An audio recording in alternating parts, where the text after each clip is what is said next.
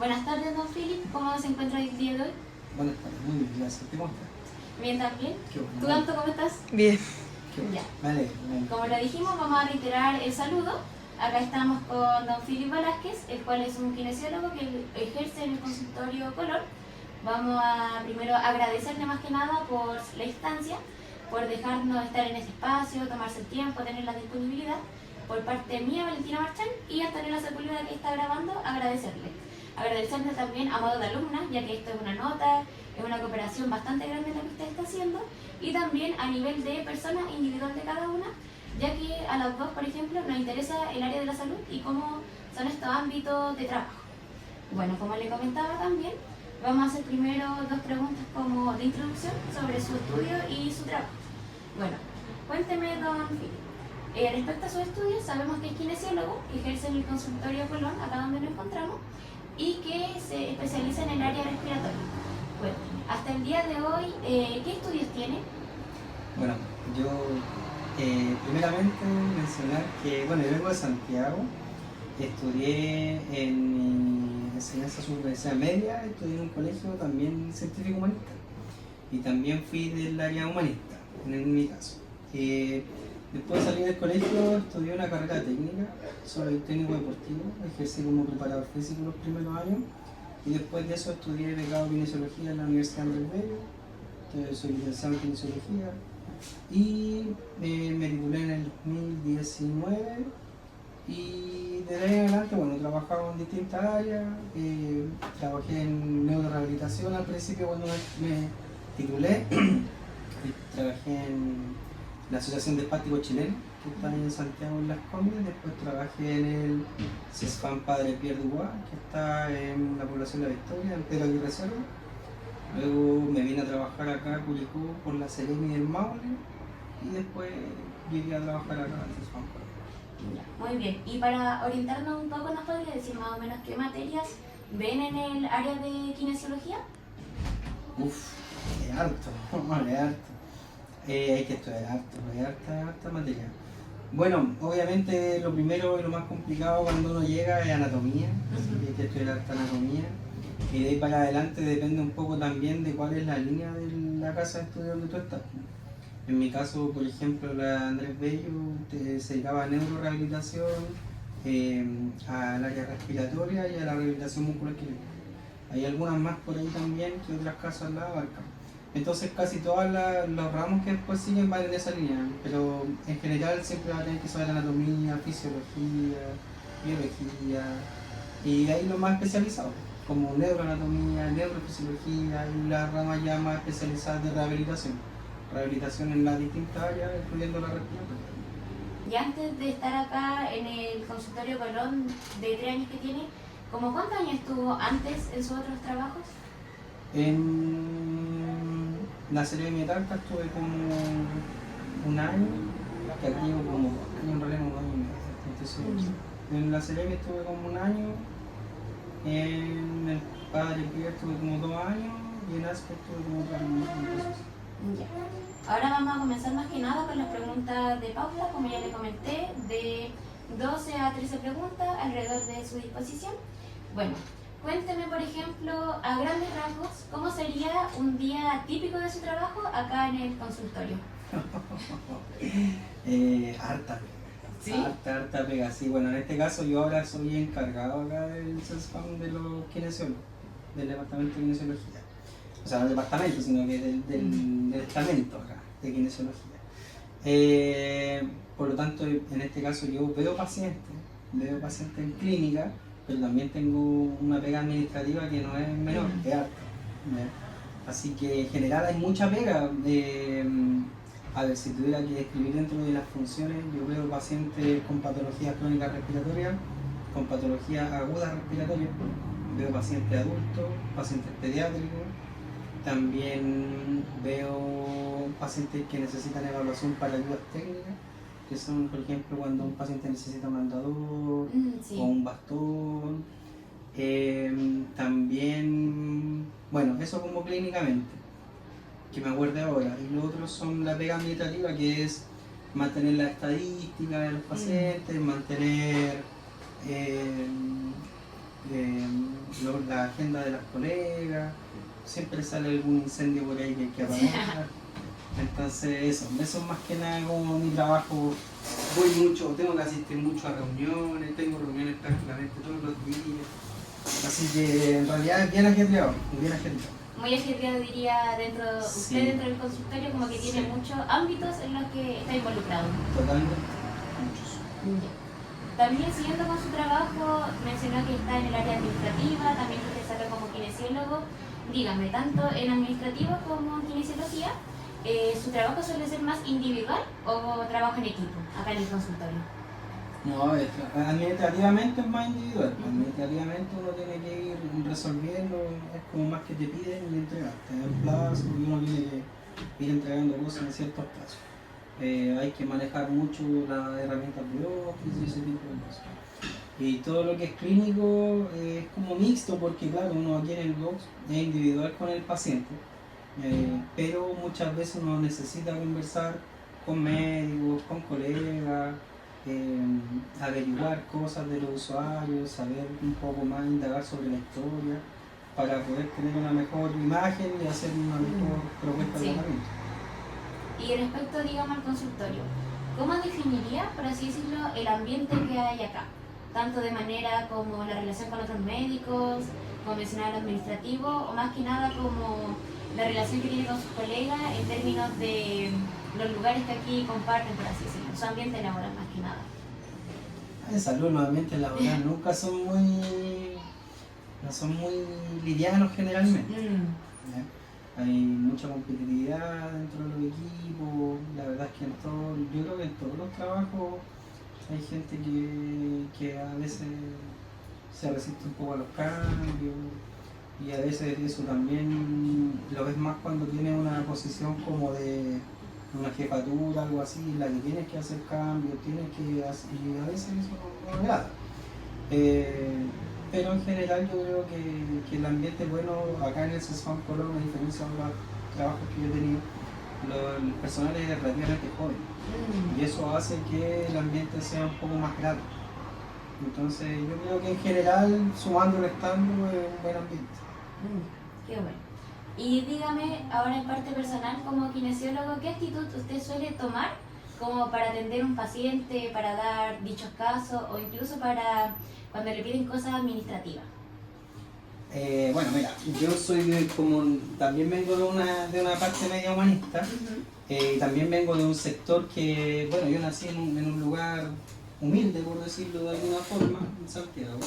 Vengo de una familia bien humilde también y también me atendían consultor en CESFAM. Entonces pasa que trato de dar una atención bien humanitaria.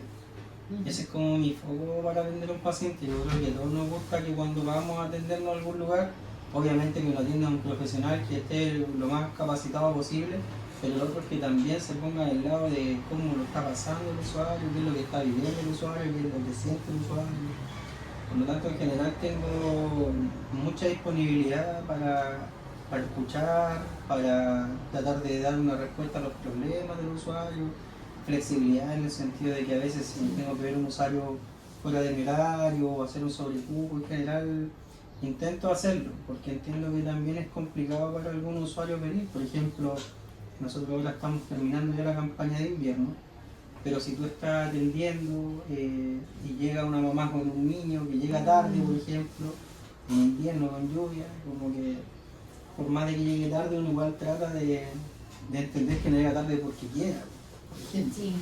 Y dar una atención que sea bien humanitaria, que sea lo más completa posible, que sea lo más integral posible, entendiendo que los SPAM se trabajan bajo ciertos modelos biopsicosociales. Sí, ¿Ya? Entonces la idea es ver como al paciente no solo como una patología, sino que como un ser integral, que interactúa con la sociedad, que a veces necesita no solamente lo que uno puede aportar como profesional, sino que también lo que se hace en las demás redes. Entonces, un poco abordando lo que preguntaste anteriormente del trabajo en equipo, sí. Acá en los SPAM se trabaja por sector, tú ves que hay sector azul, rojo, verde. Ya, los sectores tienen equipo y hacemos reuniones y por ejemplo vemos casos y trabajamos para abordar esos casos entre todos los profesionales de ese equipo, por ejemplo. Entonces, por ejemplo, se presenta un caso, ya la nutricionista, ¿qué puede hacer? ¿Qué puede hacer el médico? ¿Qué puede hacer el madrón? ¿O qué puede hacer el kinesiólogo? ¿Qué puede hacer la enfermera? Por ejemplo, se ve algo que sea bien integral, ¿ya? Y ahora incluso hay una estrategia nueva de CICE que va en dirección de eso, como ayudar al paciente de la forma más global posible. Y respecto de la pega administrativa, siempre se me olvida un poco la pega administrativa es algo que igual te satura, ¿cierto? Es mucha pega administrativa, pero la verdad es que trato de hacer todo con la mejor actitud positiva posible, porque si no, o sea, obviamente queda colapsado, así que no, en realidad tratar de tener la mejor actitud nomás y recibir el trabajo como algo que uno, tanto la productividad, además que uno siempre va aprendiendo cosas, entonces eso siempre es bueno, uno no va a terminar de aprender nunca, está obligado a seguir aprendiendo siempre para mantenerte, por ejemplo, en estas carreras que tienes que estar actualizando. Ya, también considerando que usted da, por así decirlo, una actitud o una atención como más personalizada, más humanista a sus clientes, a sus pacientes también, ¿cuánto sería como un tiempo estimado, por así decirlo, entre un caso que atiende de un paciente y otro? Tanto, por así decirlo, al atenderlo acá, por ejemplo en el box, o en el área administrativa. Yo me imagino capaz que le piden informes y ese tipo de cosas. Lo que pasa es que acá los tiempos están estimados. Uno tiene, por ejemplo, para un control de un paciente crónico respiratorio, el tiempo que te dan son 20 minutos, eso es lo que está estipulado. Y eso es aquí y en todos lados. ¿Sí? Entonces, uno puede hacer poco contra eso, o sea, eso es lo que uno tiene. Hay otras atenciones que por distintos, por ejemplo la espirometría, eso uno lo mencioné, y son exámenes para ver cómo está la función pulmonar, tienen un rendimiento más largo, por ejemplo de una hora. Pero tiene que ver más que nada con qué es lo que se hace. Ahora, si tú me preguntas a mí personalmente si encuentro que ese tiempo es suficiente o no para dar una atención integral, claramente no. Claramente no. Creo que uno a veces, por ejemplo, entiende que hay pacientes que requieren más atención, que requieren un poco más de asistencia, por decirlo así, adultos mayores que a veces vienen solos, que hay que revisar más cosas. Eso, yo en general trato de tomarme el tiempo, pero entendiendo que eso va a influenciar en que voy a salir más tarde a almorzar, o que voy a ir más tarde a la casa, que lo que voy a hacer que el otro paciente espere un rato, pero a veces esas pequeñas cosas para ellos son grandes cambios. La verdad es que yo me quedo súper contento con cómo son los pacientes con uno, porque eso es como mi gran satisfacción, que los pacientes lo agradecen, lo ven, lo valoran. Eso yo creo que, por lo mismo que digo, porque más que nada por la experiencia donde uno viene, entiendo lo que siente el paciente al verse bien atendido, al ver que alguien lo ve de una forma más integral. Sí. También, bueno, dijo que igual es algo desgastante acá estar trabajando en un CEFAM porque llegan casos, también están las distintas áreas.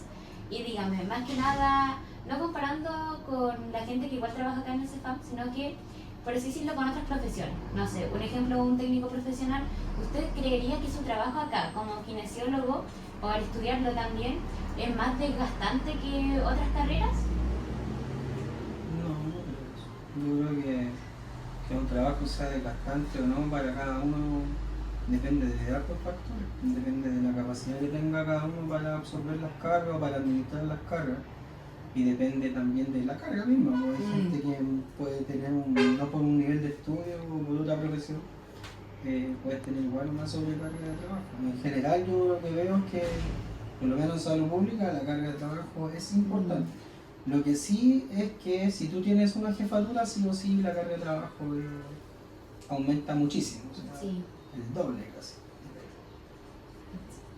Y bueno, también indagando con esto del agotamiento y el desgaste, la persona que trabaja en su área, por ejemplo, kinesiólogo, y también tomándolo el que trabaja en un CEFAM acá a Colón, ¿qué características, por así decirlo, personales debe tener como alguien para poder como sobrellevar todo este sobrecargo de trabajo que se puede llegar? O para estudiar, por ejemplo, su carrera de kinesiología. Lo primero, bueno, partamos por lo segundo, que es lo de la carrera. Para poder estudiar una carrera como kinesiología, lo primero, y es el consejo que le doy a todos los chiquillos que están pensando en estudiar una carrera universitaria, es que tienen que ser ordenados. Tienen que ser disciplinados más que ordenados, ¿sí? Y también siempre le aconsejo a los más jóvenes, algo que a mí me sirvió mucho, que hay una diferencia importante entre la motivación y la disciplina.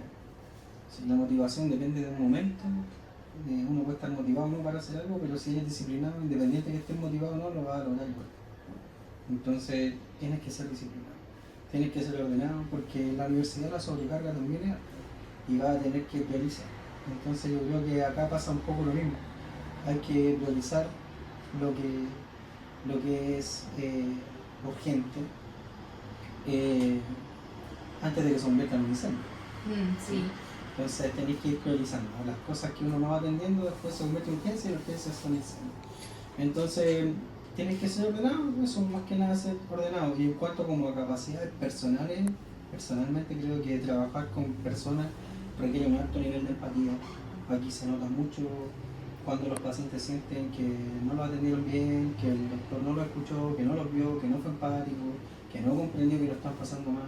Entonces, el paciente, el usuario generalmente ya lo viene pasando muy mal, como para que llegue acá y los pacientes viene a buscar acá una solución, una alternativa, tiene la esperanza de poder mejorar algo. Y la idea es que por último se vaya acá sin sentir que lo trataron y lo que ya lo está tratando la enfermedad. Entonces, yo creo que la empatía es importante y el manejo también de las personas, manejar a la gente, manejar los diálogos, manejar los contextos. Eso yo creo que también es súper importante, pero son habilidades blandas que no se enseñan en ningún lado. También de la mano de eso, más que nada de atender acá en CEFAM y ese tipo de cosas, dígame, uno sabe acá que en los consultorios CEFAM en estos lugares hay más, por así decirlo, atención personalizada a veces un poco más desgastante. Es una gran contribución que alguien pueda llegar acá y atenderse de forma gratuita, por ejemplo. Dígame usted como en qué situaciones puede ver que está haciendo como un aporte a la sociedad, por así decirlo, ya que sabemos que es un gran aporte el que hacen los spam, pero ¿qué situaciones específicas puede llegar como a notar eso?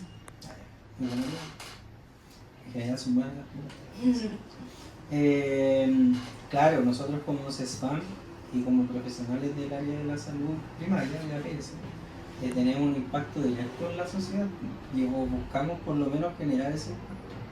Y para eso igual se cumplen estrategias. Por ejemplo, una estrategia es que lo mismo que te explicaba en los sectores, un sector de un CESFAM color abarca un territorio físico, ¿sí? Por ejemplo, acá el sector verde involucra Isla de Marchán, Tutuquén, Santa Fe, etc. Entonces, una de las estrategias que se hace algo que se llama una mesa territorial. Las mesas territoriales lo que hacemos es invitar a todos los actores principales de los territorios, a los dirigentes de la junta de vecinos, actores comunales, los invitamos, incluyendo autoridades, carabineros, etc. Nos sentamos en una mesa, planteamos cuáles son las principales necesidades que ellos ven, cuáles son las principales problemáticas que tienen, incluyendo incluso las que no son en salud, y de esa forma planteamos después una solución a eso, articulamos con la autoridad, articulamos con los distintos sectores que podrían colaborar en solucionar una problemática. Por ejemplo, en Tutuquén hace poco tiempo tenían un problema de vialidad con la condición de todas las calles, poca iluminación, poca demarcación, y eso nosotros lo pudimos articular, digamos, con vialidad. Así vamos solucionando problemáticas que finalmente van afectando a la comunidad y las podemos levantar a través de esta estrategia. ¿Cómo sabemos qué es lo que necesita la comunidad? Haciendo esto. Y lo otro que impacta también, yo creo, en la comunidad es que también realizamos campañas. Se hace dentro de la campaña de invierno, están las campañas de vacunación. Sí. Y eso ha demostrado que reduce mucho las hospitalizaciones graves de distintas enfermedades, como pasó hace un tiempo atrás, está la vacuna del CCC, del VRS. Y la verdad es que antes las campañas de invierno acá eran complejas, o sea, no solo acá, sino que en cualquier lado, los pacientes pediátricos, muchos pacientes pediátricos en muy malas condiciones, principalmente por CCC, por virus CCC. Ahora actualmente, gracias a la campaña, eso ha bajado bastante. De hecho, la sala IRA se formó en base más o menos a algo similar. Antes morían muchos niños por neumonía. Sí. La sala IRA es donde se atienden los pacientes pediátricos respiratorios. que morían demasiados niños con neumonía, en la época del 80, por ejemplo. Y una solución a eso es poder instaurar la sala de donde tiene un kinesiólogo, acá una kinesióloga, y eso ha hecho disminuir las muertes por neumonía en menores de un año significativamente. La verdad yo por lo menos no tenía ni idea de eso que se hace de campañas con la comunidad, sabía que también siempre están como con sociedad y todo, pero eso de las autoridades más que nada y como por sectores que abarcan muchas cosas, eso era algo como que en lo personal yo desconocía. Bueno, y también tomando en cuenta todas estas campañas, las cosas que se hacen con la comunidad, obviamente para mejorar, por ejemplo, las condiciones de vida, cómo todo esto, tanto su trabajo como kinesiólogo y todas estas cosas que yo creo que deben ser llenadoras, el ayudar en comunidad, ha cambiado, por ejemplo, la visión que usted tiene del mundo.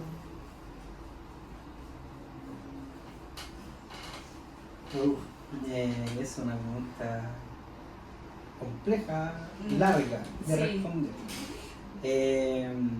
Mira, mi visión del mundo es bastante particular, porque yo creo que vivimos en una sociedad que viene en un deterioro importante. No por lo moral, no por eso, sino que porque cada vez somos menos el pueblo, el individualismo prima. Y la gente también no se educa lo suficiente a veces, en varios aspectos. Entonces tenemos un problema de educación, y una de las cosas también que hacemos es educar a la gente. Nosotros acá hacemos talleres educativos de distintas patologías, por ejemplo la nutricionista hace diabetes, llevamos enfermedades respiratorias, también hacemos para los cuidadores de los niños pequeños. Eso también genera impacto en la sociedad. Pero en general creo que a veces no sabemos lo que nos perjudica directamente. Por ejemplo, y entrando un poco como en política, que es algo que uno evita hablar siempre, pero esto es servicio público, dependemos directamente del Estado, de los fondos que tenga el Estado. Entonces obviamente que cualquier tendencia política que vaya en contra de achicar el Estado, o sea que vaya a favor de achicar el Estado y disminuir los fondos del Estado, a nosotros nos perjudica directamente, por lo tanto perjudica directamente la atención que puedan tener los usuarios. Entonces creo que todos deberían tener derecho a una salud gratuita de calidad. Creo que todos, sin importar quién sea su condición económica, social, educacional, tienen derecho a ser bien atendidos por un profesional capacitado. Y lo mismo creo respecto a la educación, lo mismo creo respecto a cosas que pueden ser básicas, yo creo, para que las personas puedan tener una condición de vida que les permita surgir, que les permita crecer, que más allá, que les dé la base de que de ahí para adelante empiece lo que es el mérito propio. Pero si no tienes salud, no tienes educación, no tienes lo más básico, obviamente que es difícil. Bueno, como me comentaba esto de una buena atención en la salud pública, fuera de, por ejemplo, la gente que imparte los servicios, digamos lo personal de los doctores que pueden estar, TENS, kinesiólogos, como le guste, ¿qué cree que sería como algo tajante, por así decirlo, para de que esta atención pública sea de calidad? No solamente en el ámbito personal de las personas que ejercen su labor, sino que a nivel grande, por así decirlo. Como macro. Sí, bueno, para que una atención pública sea de calidad, obviamente se necesitan recursos y una buena administración de los recursos. O sea, eso significa equipamiento, eso significa accesibilidad a distintos exámenes, por ejemplo. Nosotros tenemos limitado algunas cosas que serían buenas poder hacer, implementar. Por darte un ejemplo, nosotros tenemos convenios para poder sacar a los pacientes radiografía, ¿sí? En ciertos casos, ¿sí? Con casos específicos, pero no así para que un paciente sea con TAC de tórax, que es caro. Un TAC de tórax sale arriba de 100.000 pesos, ¿no? Todo el mundo puede pagar un TAC de tórax y mucha gente lo necesita. Entonces, si se inyectaran recursos, se podrían expandir esos convenios, por ejemplo. Si hay más recursos, hay más accesibilidad para que los profesionales tengan más capacitaciones. Y mientras más capacitación, obviamente que están más preparados, están más actualizados, por lo tanto pueden brindar una mejor atención. Más allá, como dice el tipo de lo personal, de tu propia capacidad de ser empático, de tu propia capacidad digamos, de atención, de tus habilidades blandas, digamos. Esas cosas obviamente te facilitan dar una mejor atención, porque el que tenga un buen sistema que funcione el SOME para dar las horas, para las fichas, para tener los recursos que un paciente necesita, de tener los insumos. Entonces, por eso vuelvo al primer punto, si nosotros que nos atendemos en salud pública, las personas que se tienen en salud pública, de alguna forma eligen lo que les va en contra en el sentido de achicar esto, entonces obviamente que van a haber menos recursos para ese tipo de cosas en vez de crecer. O sea, y nosotros aquí ya somos pocos profesionales en comparación a la población que tenemos. Entonces, eso también implica tener menos profesionales, y tener menos profesionales significa que tenés que esperar más para una hora. Entonces, ese tipo de cosas. Sí, y tomado de la mano con esto, ¿usted cree, por ejemplo, que la atención que da alguien acá en la salud pública más que nada influye mucho que también esa persona haya estado en la misma situación que el paciente, por así decirlo, que también haya tenido que recurrir a la salud gratuita, pública, CEFAM, por ejemplo? No lo sé, la verdad es que no me cuesta un poco hablar por el resto, porque yo creo que hay gente que tiene la capacidad de, independientemente de no haber estado en la misma situación de atenderse una salud pública, de atender muy bien al paciente, ser un buen profesional y tener una buena comunicación, y hay otros que les cuesta más, ¿no? Entonces, la verdad es que no sabría decirlo por lo demás. Lo que yo creo que, por lo menos por mi parte, trato de brindarle al paciente la mejor atención que esperaría yo si voy a un servicio, y hacer esto con mi hijo o mi mamá. Entonces, puedo decirlo como por mí. Sí. Ya, y ahora para ir finalizando más que nada, sabemos que mencionó mucho los caracteres que debe tener una persona, también de que en los estudios hay que tener cierta disciplina, saber diferenciar entre disciplina y motivación, ser resiliente, por ejemplo. ¿Podría decir, por así decirlo, alguna idea, alguna palabra, alguna frase, un mensaje que pueda dejarle a la gente que quiere estudiar kinesiología?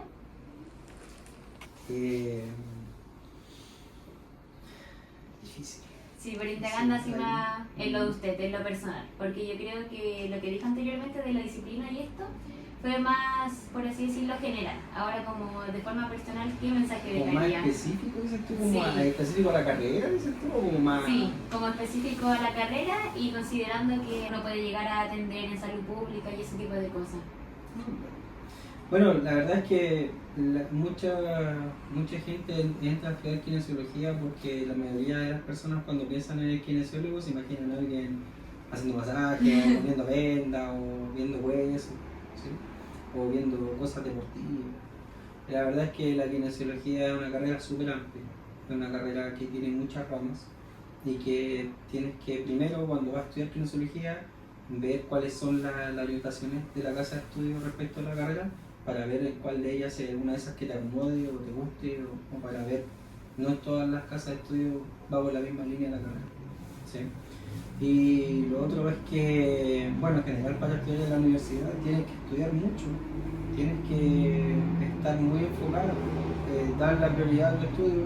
No es igual al colegio, no es, yo te digo personalmente, no es igual a un instituto para nada, la exigencia es totalmente diferente. Tienes que estar demasiado enfocado, hay cosas que te van a costar y tienes que esforzarte el doble cuando algo te cueste. De eso, estar más enfocado en tu carrera que en cualquier otra cosa. Y después para ver con qué persona tenés que trabajar o no, o en qué área te gusta más o no, por lo menos yo en este caso creo que ahí sí juega un papel importante como el origen que uno tiene, de que a mí yo me siento más cómodo trabajando con la gente más humilde, me siento más cómodo trabajando acá, por ejemplo, que en una clínica. Ahora, cada quien ve lo que más le acomoda. Y por ejemplo, a mí me gusta más el área respiratoria que el área neurológica, tienen cosas distintas. El paciente neurológico, que yo también trabajé en eso, por ejemplo, es un paciente que la neurokinesiología es, por lo menos para mí, respetando a todos los colegas, y el encuentro en la teoría es muy interesante, me gusta mucho saber de neurociencia, etc. Es espectacular.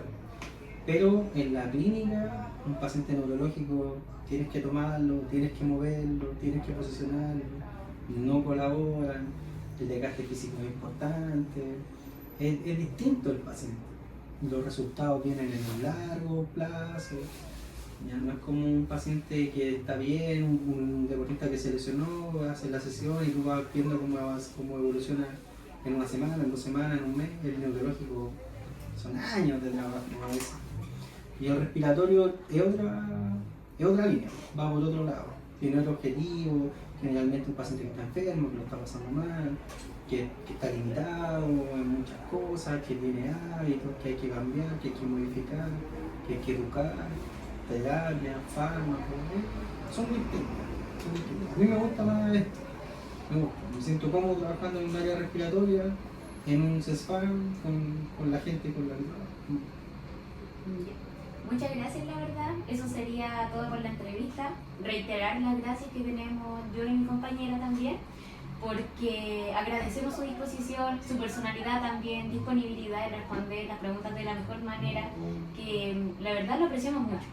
Digamos, encontramos que hoy en día no está la confianza como para que una persona pregunte y uno responder de manera como tan amable, como tan capacitado. Así que nuevamente reiterar mucho su tiempo, su personalidad también, contestar las preguntas de la mejor manera y eso sería todo.